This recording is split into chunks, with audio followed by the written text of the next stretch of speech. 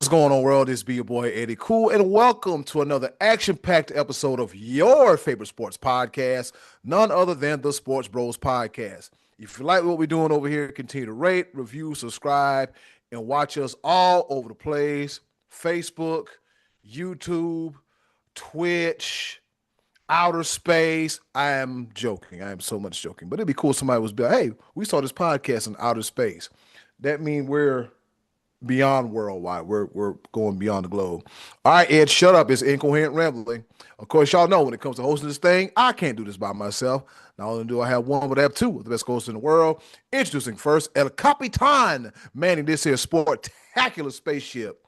He is the one, the only, the almighty Be Live. What's happening? What's going on in the world today? Congratulations to the world champions. And Here we go. even though it's only played in one country, but hey, it is what it is. It is what the on one of the biggest sports spectaculars in the globe, and we're gonna talk about it because, of course, we watched it and all the other things, and then you got the Olympics, and I have not dialed in quite just yet. I'm doing a quick little thing. Prayers goes out to Lindsey Vaughn. That was brutal. I think she tore an ACL or something like that. But she tore it before the Olympics started. Tried to compete with it that way, and now the surgery ends that dream. But yeah, so I just want to go ahead and make a note of that. Go ahead and introduce the other guy out here stealing my baseball players. It's all right. I'm gonna be okay with it. Got him a little neat. You didn't win any of ours, so yeah, that was all right. Yeah. Mm-hmm. And the other guy, he is the pride of Washington, Pennsylvania. I'm pretty sure he is happy as all get out. He ain't got to touch a snow blower or a snow shovel or an ice scraper for that matter. He is the one, the only, the money man, Scotty D. Although we've come to the end of the road, still I can't let go. We're at the end of the road. I'm glad. I had enough of this football season. Enough. And last week I mocked the quarterback matchup, and all they did is make me look like I was onto something. That game was terrible. That was a terrible, terrible game. I guess we're into the top of the order, Eddie. Cool. Good. Take it away. We're in. We are in. Well, there. we're not going to lollygag. Let's go ahead and hop right into it. The top of the order. All right, let's get this thing started. The order.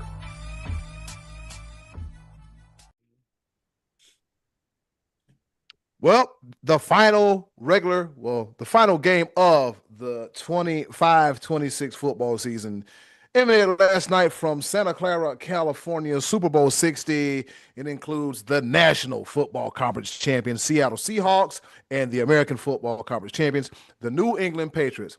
Final score, 29-13. But boy, don't be fooled by that score. We knew, I think we all had an idea, the three of us coming to this game. We kind of knew what we were getting into because, like Scotty D said, here's the Super Bowl where we have Drake May and Sam Darnold. In the back of my head, I'm thinking, boy, if Sam Darnold wins, Minnesota's going to be sick. I said, and if New England wins, I guess they have one for the. Everybody else is going to be sick. Yeah, everybody else is going to be sick. So either way, somebody was going to be sick at night's end. So with that being said, let's go ahead and opine about this here. I hadn't used that in a while. Opine had to dust that one off. Let's go ahead and opine into what we saw and what we thought about as far as the game itself goes. Super Bowl 60. Scotty D, what say you?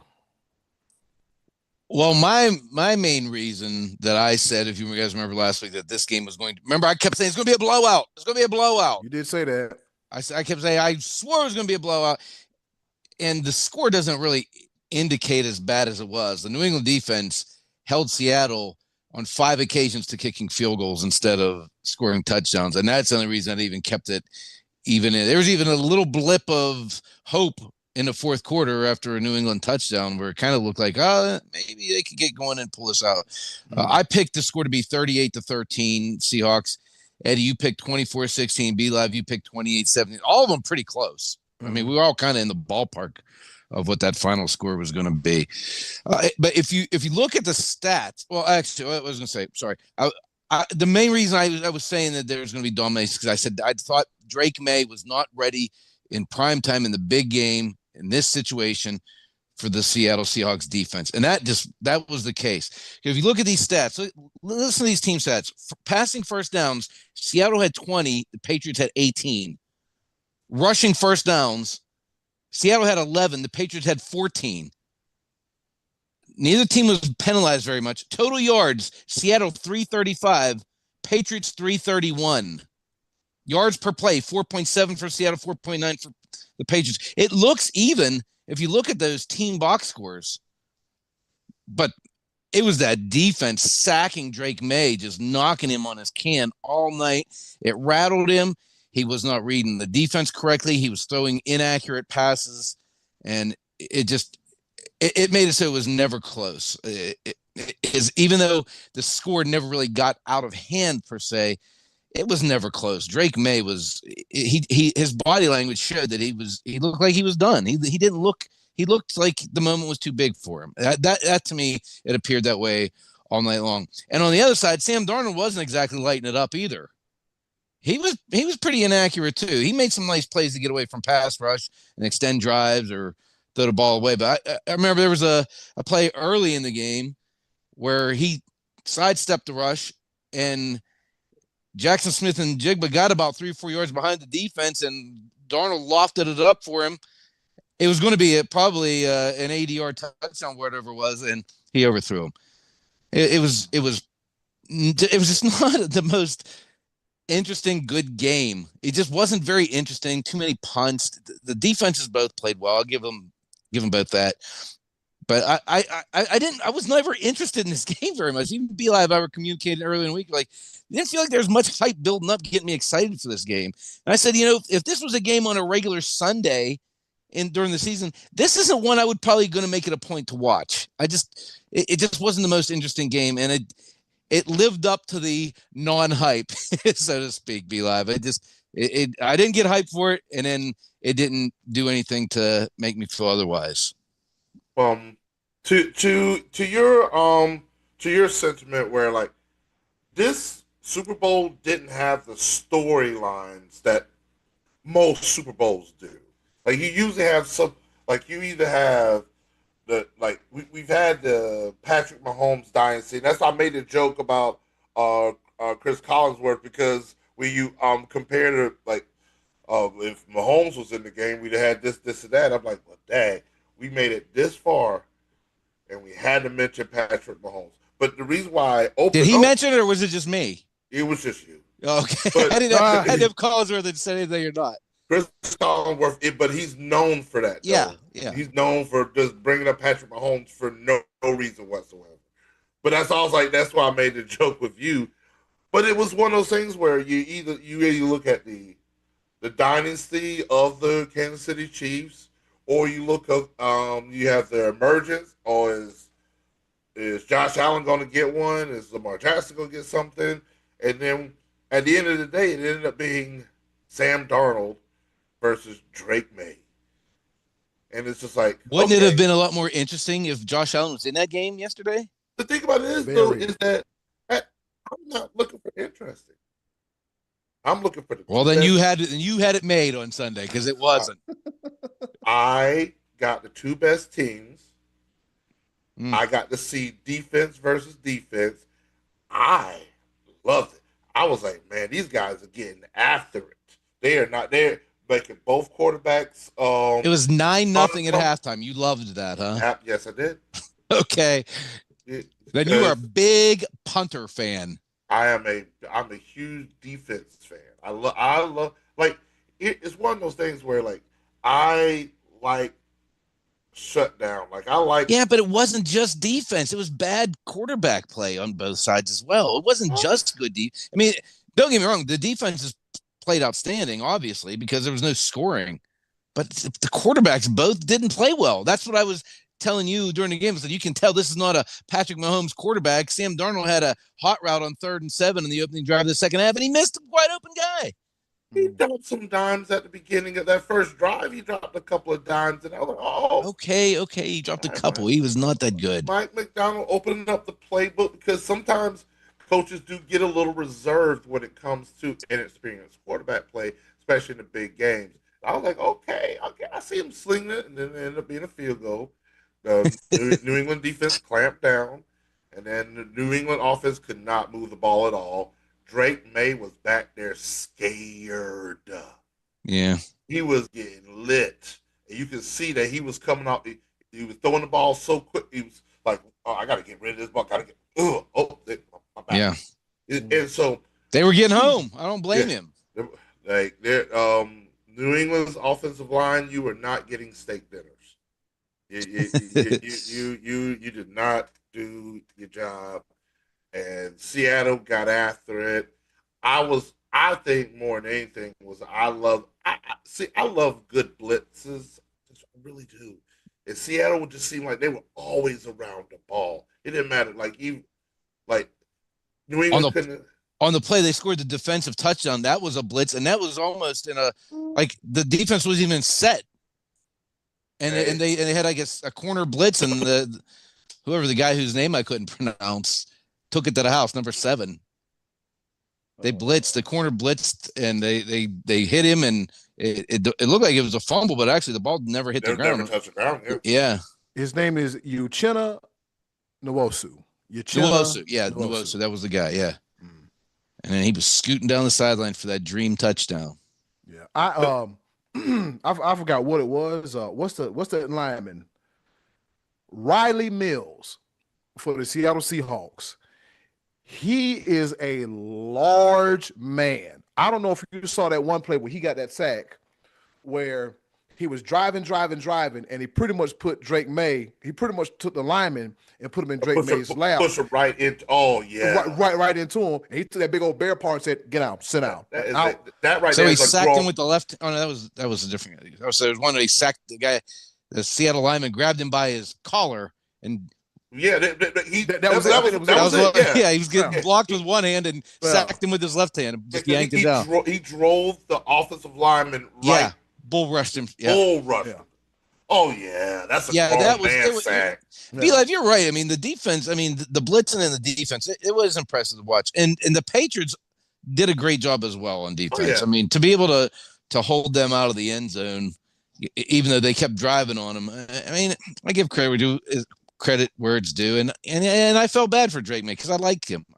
I think he's a likable guy, but at the end of the day, like it's one of those things where yes, we like to see offense, we like to see flash. That's natural. So yes, it wasn't as interesting because you didn't really get to see some of the big plays. But that's one of those things where I also cherish the little things that we do get. The pick 6 for a touchdown. The Kenneth Walker breaking out freaking out of the backfield and just putting in work. I was going to be mad if he didn't get MVP. But they're giving it to the kicker, Meyer? I would the punter. Seattle's punter was Seattle's punter was killing them. He was man. There was like 4 or 5 drives within the 5-yard line that the New England Patriots started to get. That's another thing. Winning the line, winning the what's it called? Not the line of scrimmage, but it's field position. Field position. Yes. Winning the field position. Those are the small things that I like. Those are the nuances that I like, and that was one. That was definitely a factor. Was the field position that Seattle clearly won that. Neither team attempted a 4th down. They either kicked field goal or punted. Yes. No 4th down attempts yesterday. Somebody listen to me. But also, there wasn't boy. a lot of 4th and 1 or 4th and inches either. No. Actually, there wasn't like push type of area. That those decisions didn't have to be made. Yeah, Just shows you how much the defense, how well defenses were playing. yeah. When I was watching the game, I was like, boy, I hope this ain't New England and the Rams part 2, where it was 13-3. I hope It felt like it. Well, it was close. I was like, oh no, not again. But finally, I mean, It- what did I say a while back? It's like, Eddie, who you got? I said, I got Seattle. I'm all in. You can't tell me nothing. I don't see anybody stopping them. And for the first time in my life, I was right. This game could have easily been 29-0. Yes. Seattle let off the. I think they got a call. They got a call from the commissioner. Like, hey, come on, now. y'all at least make it look interesting somewhere. In the fourth quarter looked interesting, but I honestly believe that Seattle let off the gas. Like, there was a couple plays that I was like, are we still playing defense? Okay, all right. On the first Patriots touchdown was a pretty good play. The deep ball to the left corner. Mac Hollins. But again, yeah, it was a great play. That's good throw and a good catch. I mean, the offensive line was finally protected. Like, he had a pocket. Yeah. That's why I say that Seattle let off of it, because I believe they stopped blitzing as much in the fourth quarter. And so that gave Drake May the time that he needed. Their bodies were sore from hitting the quarterback so many times. They're like, man, feel bad for him. Yeah, no. And what did I say on Facebook last night? I said New England's O-line is a liability, because they said I guess it was 6 sacks, but I said they tied the record for most sacks, team sacks in the game with 7. But with them two, like, on the left side, it was 2 rookies. Yep. Yes. And that vaunted defense of Seattle, they just ate that side up all night, and they disguised the blitz. Seattle made a lot of things happen, because when they kicked off, I'm over here yelling, "Don't kick the Shaheed." I'm like, I don't care if it's kickoff or not. Don't kick to him. But real quick, like all 3 facets of the game: offense, defense, special teams. Seattle, for majority of the season, looked like a complete team, and they played like a complete team as well too on Monday, on Sunday. That was pretty cool to Kenneth Walker. He got the MVP. He's tough. He's like, what, 5'7" or 5'8"? He's a short dude, but he's tough though. Did you see? State. Yeah. Did you see him? He channeled his inner Le'Veon Bell on that one play. He was like, yeah, he was very patient. Yeah, he was very patient. He's very patient, letting the hole develop before just running into somebody's back. And yeah, he's nice, man. He's a good player. And shout out to Zach Charbonnet, because even though he got hurt during the portions of the season, from a fantasy standpoint, he vultured a bunch of touchdowns from Kenneth Walker Jr. But just imagine if they had that 1-2 punch of Zach Charbonnet and Kenneth Walker. I think the score probably would have been much more higher than that, but 29-13, the final as well too. So Matt Stafford won the MVP. Myles Garrett won the Defensive Player of the Year. Can I talk about that MVP for just a second? Here we go. Sure. Yeah, here we go. Because Stafford got 24 first place votes, and Drake May got 23 first place votes, which he played better than he did yesterday all season. Josh Allen got 2, and 1 for Justin Herbert. I felt Who is the voter that sat there and said, you know who the best player in the league was this year? It was Justin Herbert. He threw for 10 less touchdowns than Stafford and more picks. That's the best player in the league. It wasn't. That's a fact that he wasn't the best. Stupid person. Whoever you are, you're a stupid person. And once again, I said it before, like I said earlier in the season about Justin Herbert. He was on that line. I was like, I think this season, fellas, he may have played his way out of a top 10 quarterback conversation. I agree. I agree. Yeah, I think it I did. knew what Scotty did when he wanted to talk about the MVP. I was like, yep, he's gonna bring up Justin Herbert because That was stupid. Stupid. Why? And you know I'm right. You agree with me. I 100% agree with you. I was like, when I saw it, I'm like, for who and for what? That, Yeah. I thought that freaking Trevor Lawrence should have got more votes, but it is what it is. Voters, if you have the honor and the privilege to vote on these awards, vote objectively. Yeah. Don't vote your favorite player. Yeah. You shouldn't. That's not how this works. If you are a voter for the Hall of Fame, don't vote for your favorite. Vote for who deserves it. To hold back your personal feelings about matters and vote objective. That's literally what are we doing at this point? Like, writers, come on, I think the other results were right though, didn't you? Yeah, like I said, Stafford MVP, JSN Offensive Player of the Year. I like it.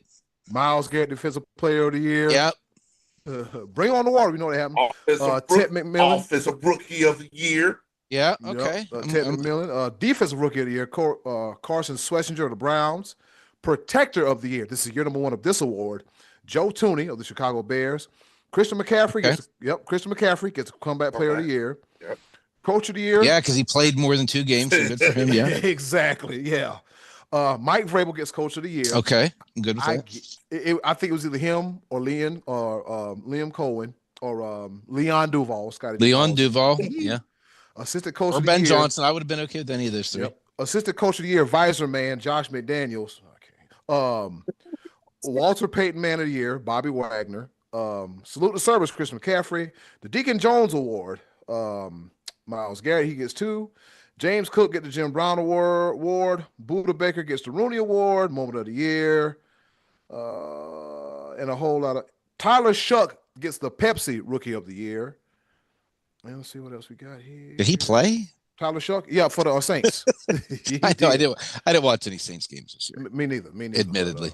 But me neither. But from what we've been hearing, from what I've been hearing, I think the Saints have found their guy in Tyler Shuck. SHOUGH, not SHUCK. So, fellas, before we wrap up this here football talk and hop into our favorite portion of the show, Choice of the Voices, what do we think about the 2020, the 2025-26 season in totality? Real quick, what do we think about it? I'm glad it's over because it was a non-playoff year for the Cowboys, and that gets us 1 year closer to the end of Dak's career. So I got that I'm happy about. And it was to me, it was an uninteresting end of the season. And I believe that the Drake May Super Bowl window is now closed. Wow. Yes, it's closed. I don't think I think there's a better chance he follows the Drew Bledsoe career path than the Tom Brady career path, where he goes to a Super Bowl early in career and never gets to another one unless he's a backup. It is closed because next year, them quarterbacks are coming, baby. Trevor Lawrence, Josh Allen, Joe Burrow, Patrick Mahomes, Lamar Jackson. There's too many good ones. There's too many good ones. This was the year that of slipping into the Super Bowl. This was the year where the Chiefs were down, the Bengals were down. Josh Allen choked. This should have been his year. Could have been his year. The Broncos with Bo Nix, he's out for the championship game. Can't play. You only need 10 points to get into the Super Bowl. You have to score 10 to get into the Super Bowl. Take the points. Yeah, that's it. The Super Bowl window for Drake May is closed, and that's all I have to say about it. Hot take. Wow. Be live. What say you? Damn, he just shut the whole window. Like, dang, it's only the second year, third. Yes. Dang. Yeah. It is completely closed. Not like these other quarterbacks are getting older and they're aging and they probably won't be as good as they've been. Like Drake May hasn't hit his prime yet. Come on. Okay. And Scotty D said, "Shut the window. It's cold outside." That's wild. I will say this for my team. This is the fan part of the show. The fan for the fan. The future is bright for Carolina. I am especially happy that Jalen Coker has been promoted to wide receiver 2. Sorry to your boy Leggett, but I mean, you got you got to catch some, my boy. That's what it is, man. You got to put in some work. Jalen Coker put in work, especially during that playoff game, man. It was a good thing to see. We are seeing what people saw in Bryce Young when he was picked number one. I think at the end of the day, we might have, out of the quarterbacks that were in that class, I think we got it right. Mm-hmm. So when we're after it right now, I think he's going to put together another year and end up being our franchise QB because we did exercise the 5th-year option. So we'll see if he earns that big contract, and we'll go from there. NFL 2025-26. It's been fun. It's been real. Now on to semi-pro football, as they call me Coach B. On to Acrisure Stadium for the draft. Oh boy. Real quick, Be Live. I was reading something the other day. I was like, as far as the Carolina backfield, what are we going to do between Rico, Chuba, and Jonathan Brooks when he comes back? Rico is probably going to be on another team. Yeah, he gone. Rico gone. He's gone. Yeah, but we're not. We've already we gave Chuba the contract. He's making, I think, $7 million a year. So we're not gonna pay 2 running backs. And Rico deserves a good contract. So we're not gonna pay 2 running backs like that. So we're gonna put and also we got what's that boy name? Trevor Etienne. Yeah. So we've got a decent running back room. And so Rico, man, appreciate you. But yeah, I know that's the business side of the game. So it is what it is. So I mean, at this point in time, what do we go for in the draft this time? I mean, do we shore up defensively? Hey, I'm still here. I'm still here. Did we turn this into the Carolina Panthers preseason, off-season podcast? No. You brought up the Cowboys. So we're bringing up the Panthers. Yeah. Two of us are Panthers fans. So guess what? We're going to get twice the Panthers cover. Yeah. You can stay. You already given more than 4 times what I said about the Cowboys.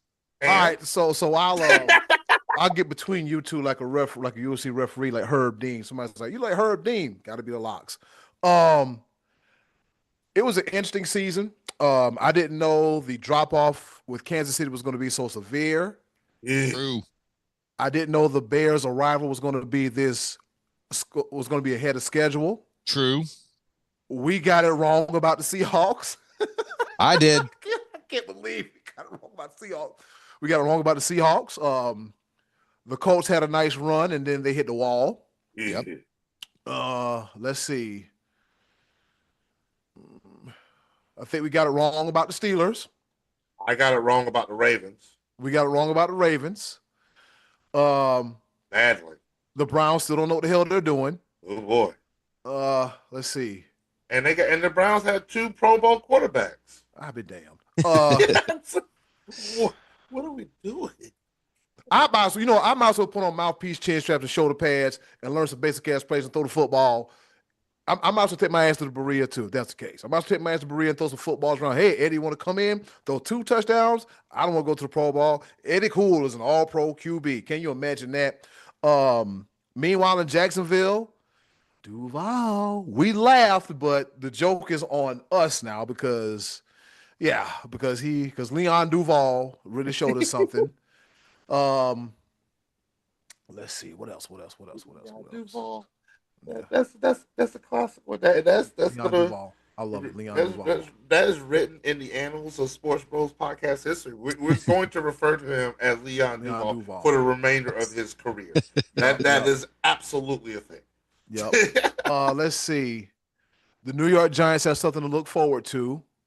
As far as the youth movement goes, with Scatterboo, Jackson Dart, Wandale Robinson, Jackson Dart. I'm trying to make my Malik Neighbors. Malik Neighbors. I'm trying to make my way around the league. There's bigger issues in Cincinnati than what we think. Uh, what else? What else? What else? You have to leave the Cowboys to win the Super Bowl. DeMarcus Lawrence. Yep. That's the second DeMarcus edge rusher who went on and won a Super Bowl with another team. DeMarcus Ware did the same thing with Denver. Did you post it, Scotty, or somebody posted it? Say, hey, Cowboys, the next time you draft for DeMarcus, you might want to keep him. What's another one? I think I got two more. If I'm Minnesota, I'm sick to my stomach. I am sick. I am so sick if I'm Minnesota. And let's see. Now my question, okay, you know what? I'm gonna ask you this question. What? If Sam Darnold stayed in Minnesota, does Minnesota win the Super Bowl? Do they have? No, the Rams do, because Seattle wouldn't have had a good quarterback, and the Rams by default, I think, was the second best team. So that's like Minnesota can be somewhat sick about it. I mean, they had a winning record. Yeah, they were good. I mean, I think they were a playoff team if Darnold stayed. Yeah. Okay. Because again, this is also a point that we've been making, and Sky, that you've definitely been on top of it. Did Sam Darnold win that Super Bowl or get them to the Super Bowl? I don't think so. I think he did what he needed to do to keep the team from making like less mistakes. I mean, Jackson Smith and Jigba led the league in receiving yards, so that connection was there. Mm-hmm. Yeah, but he stabilized the quarterback position and gave them really good quarterback play. And during the regular season, if I'm not mistaken, he had like the second most turnovers, but didn't have any in the postseason. Yeah. And that's when it's most important. Yeah. He to me, even though he didn't look great, he looked poised, I thought, on Super Bowl Sunday. I thought, to me, he looked like he had the right demeanor. He was calm. He was, when the pass rush got after him, he kind of just maneuvered his way around the pocket a little bit. He didn't run much. He had a couple runs, but he was a stabilizing force for that team, and he was definitely the right guy for that job. And I don't know that they'll repeat, but they're going to be right in the mix again next year. Yeah. I think the conversation was, look, Sam, we got you here. We know what you can do. We know what you can't do. All them ghosts, leave them in New York, okay? We just need you to not F this up. Don't, because I guess that might have been the comment. I'm joking, but that might have been the conversation. I think he was more than just a game manager. I think he was just a really good quarterback. I don't think like Brad Johnson kind of managed the Buccaneers to their Super Bowl win, and Trent Dilfer managed the Ravens to their Super Bowl win. But I think he was better than that. I think he played good quarterback all year long. So yeah, that he did. And what's another story? The 49ers found a way to win even with a mass unit. Good God. Christian McCaffrey, the only person that stayed healthy. Out of all people, the only one. And I was like, really? And the Lions, I don't know what happened to the Lions. I think they're reeling from the effects of losing Aaron Glenn and Ben Johnson. But hey, there's always next year. And with that being said, that about does it for the 2025-2026 NFL football season. And looking at my phone, because I've yet to get a watch, I might get one tomorrow. Guess what time it is, fellas? What's happening? What's going on? Oh, I'm glad you asked this time once again for our favorite portion of the show, the choices of the voices. And with that being said, hey, yo, Button, hit it. Choices of the voices coming at you right here. Stick stay. Don't you dare go away. This is the Sports Bros Podcast.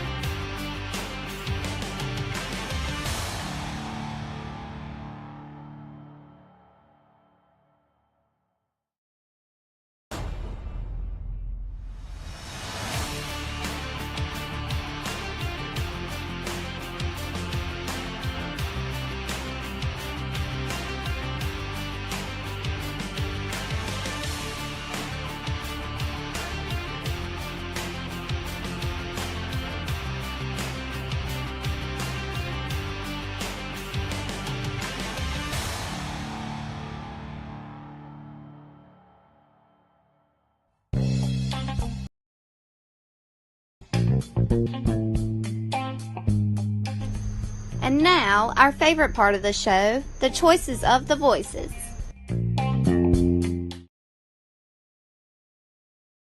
Ladies and gentlemen. Oh, my bad.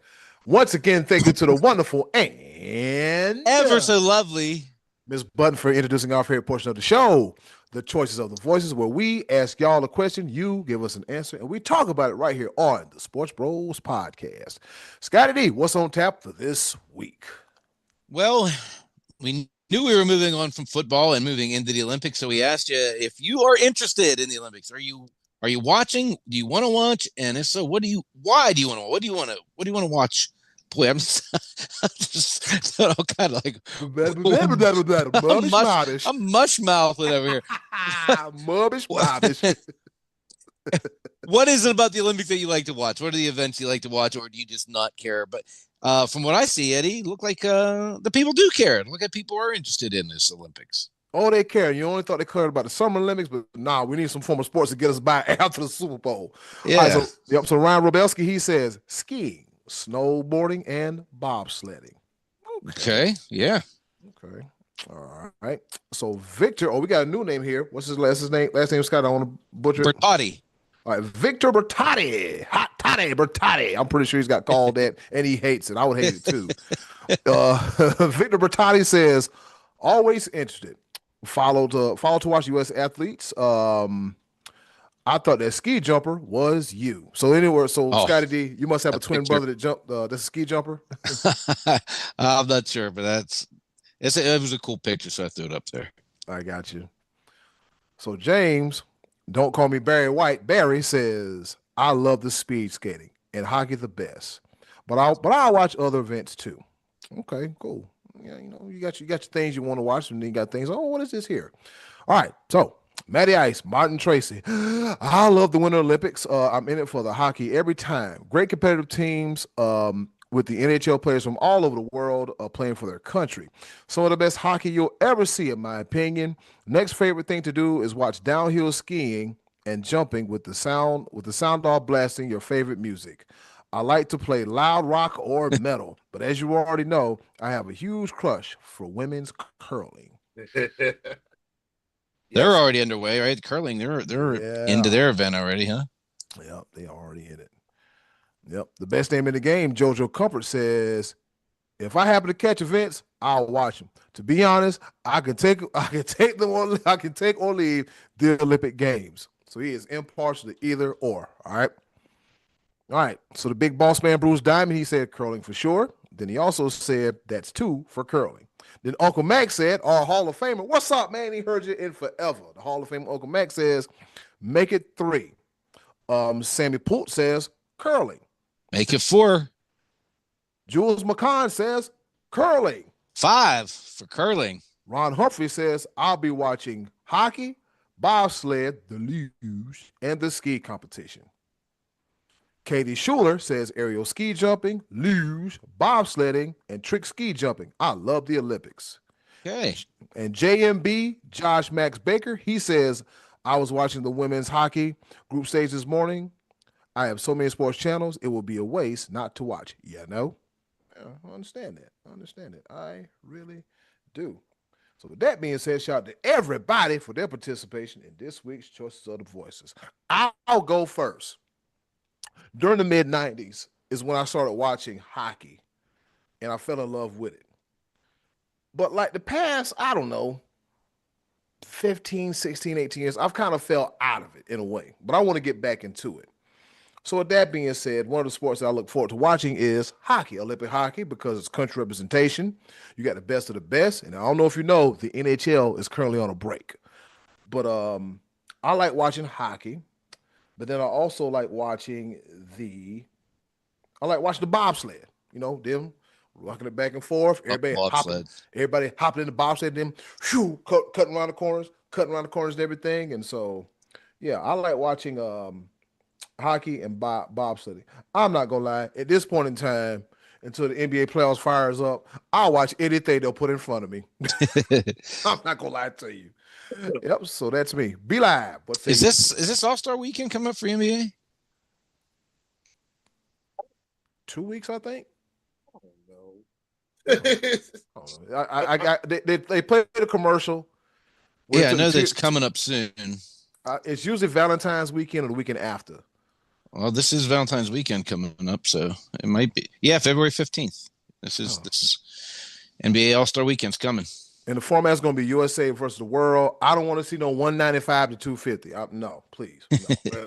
Hopefully they'll listen to Victor Wembanyama because he said that he wants to play a competitive game. He wants to actually go after it. So good. Maybe we might get something.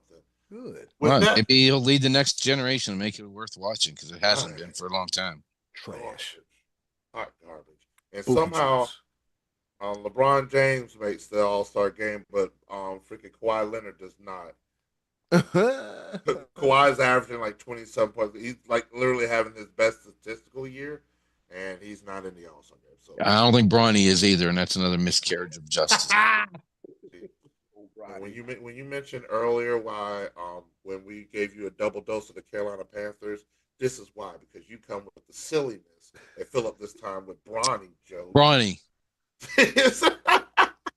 When it comes to the Olympics, man, hockey absolutely is up there. International hockey, the different countries and everything, it is absolutely the best hockey that you will see.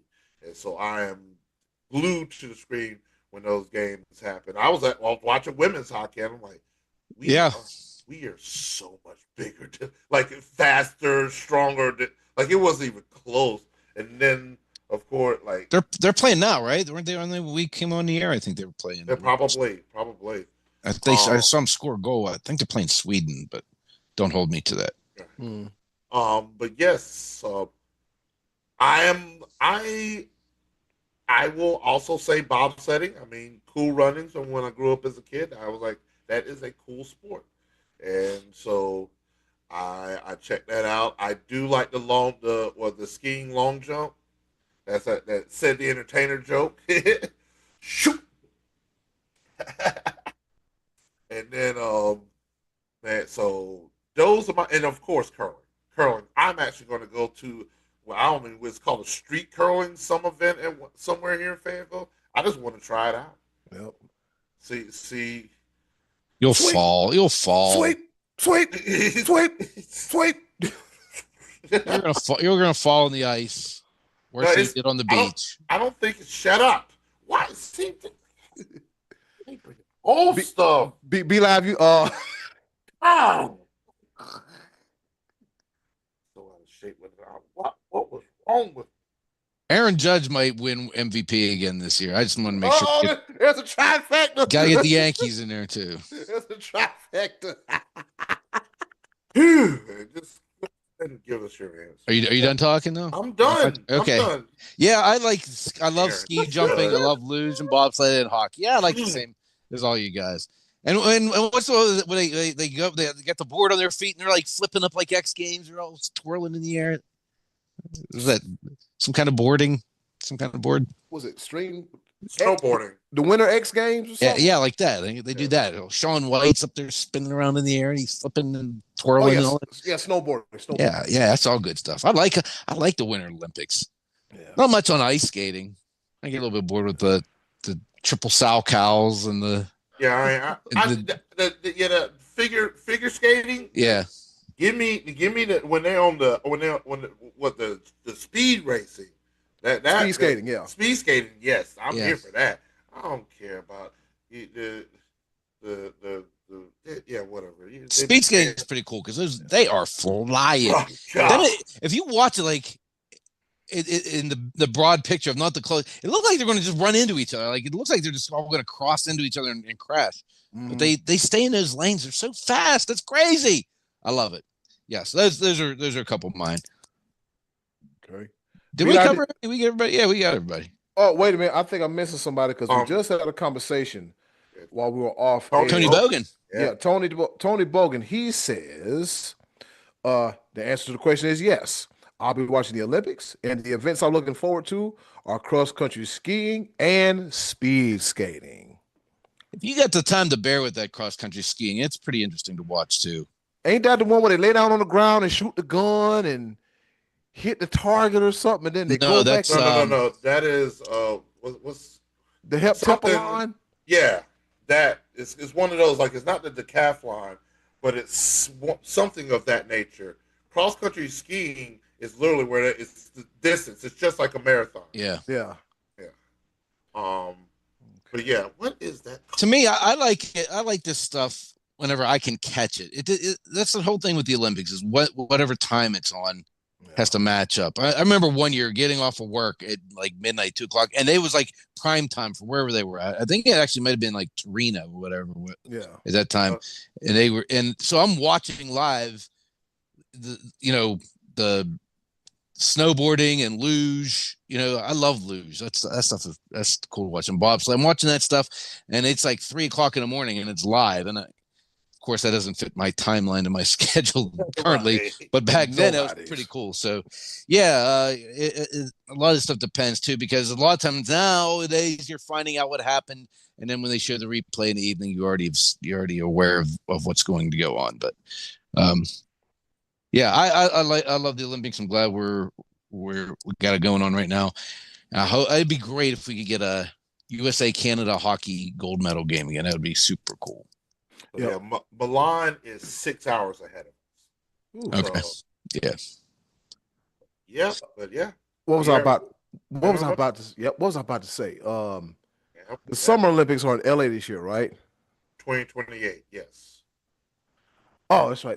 Okay. Even, odd, even. I don't know what I'm talking about. I don't know why I thought the winner. I don't know. They used to be on the same year.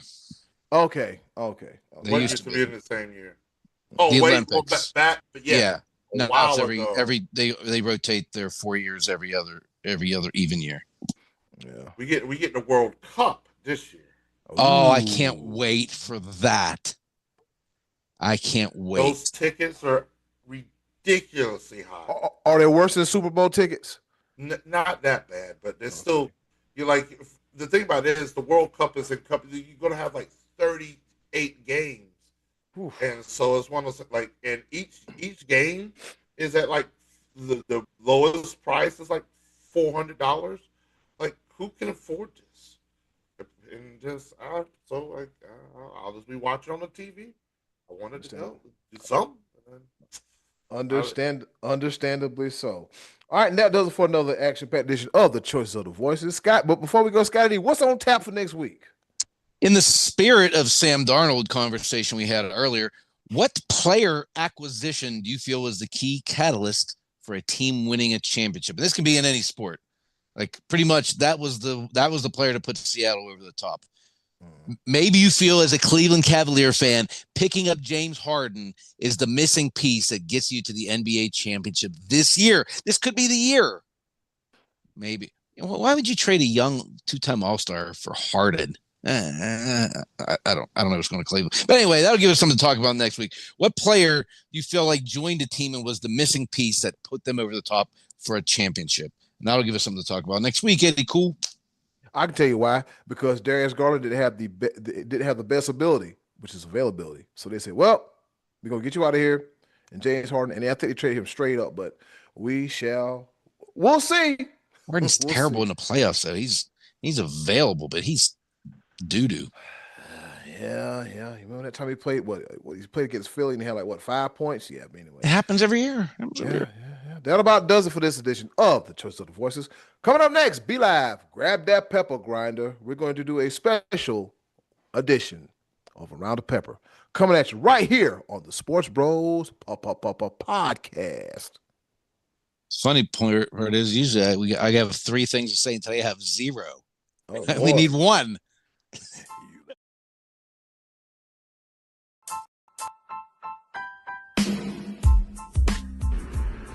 Okay, boys, let's bring it home with a round of pepper. You're back. And we're back here with the Choices of the Voices. And you heard the one. It's time for us to go home and get what I call the hell up out of here. But before we go, another round of pepper.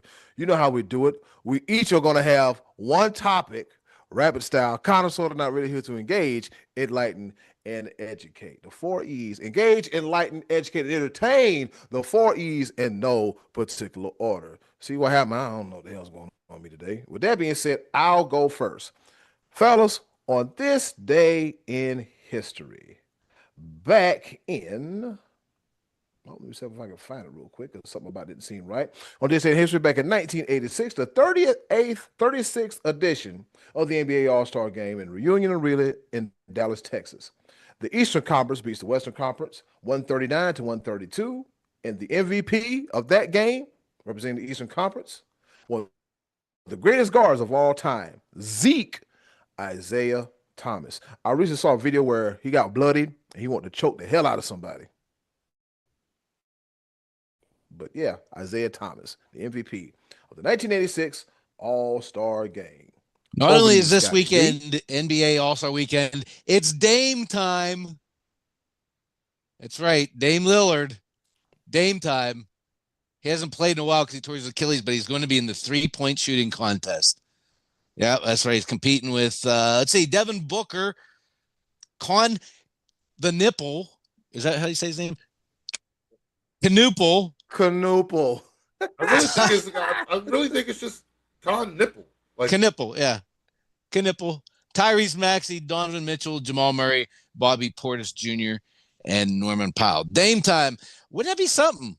That would be interesting. Now, I might actually have to watch that. Dame time with a torn Achilles. Can't play ball, but he can shoot in three-point contest. But we'll see what happens. Be live. That was my walk-off. Over to you. Take us home. I know you got something wild. I know you got something wild. I do. Yes. Con Knipple reminds me of my favorite Eastern Michigan football player. Oh, boy. I knew it. Hi, Pepper Point. No. For the season. No. I'll never say his name. I'll never say it. Noah Khan. Oh, boy. Ninja. All right. My Pepper Point for this evening is as such. I mentioned the North Carolina Duke basketball game that happened this past weekend, and it came down to the wire with a game-winning three-point shot with 0.4 seconds to go for North Carolina to come out with the victory. Here is the situation at hand, because before the game, ESPN's own Jay Williams decided that he would participate in the pregame festivities with the North Carolina crowd by doing the Tar Heel chant. Tar Heels! Tar Heels! Here's the problem with that. Jay Williams played for Duke. Why was he doing that? Why was he doing that? Be live.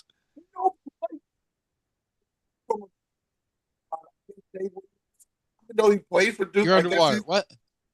Yes, he's a North Carolina fan. I guess he's been in North Carolina home. I don't know. But clearly, evidently enough, you don't do that. I don't care. You may have grown up as a North Carolina fan or whatever. You went to Duke. You played for Duke. At no point in time should you ever cheer for North Carolina. That is like law. That is religion. Why'd he do that? In North Carolina, in the state of North Carolina, that is sacrilege. Oh, yeah. Hey, bad. That's bad. Jay Williams. I don't know.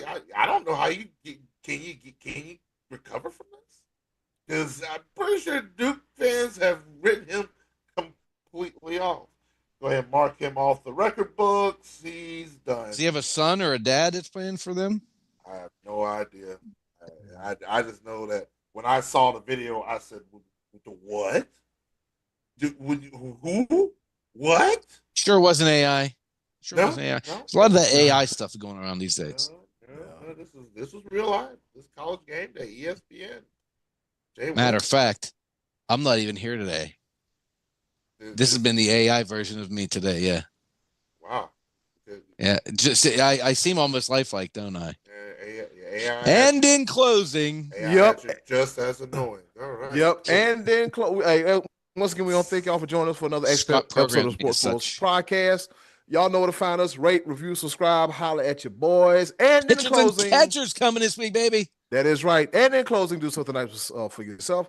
If you can do something nice for someone else, don't let that dude that saw me struggling with my car on black ice and just look at me like I had Steven turds hanging out my mouth. If you can do something nice for someone else, they'll greatly appreciate it now more than ever. Be a blessing, not a burden. This is your favorite sports podcast, none other than the Sports Bros Podcast. It's funny. My neighbor was like, "Hey, I was moving in Monday," and he's like, "Do you work in radio?" I'll never tell. Be live. Take us home. Yes, sir. Free nipple. See you next week. Read the Knipple. Canoodle.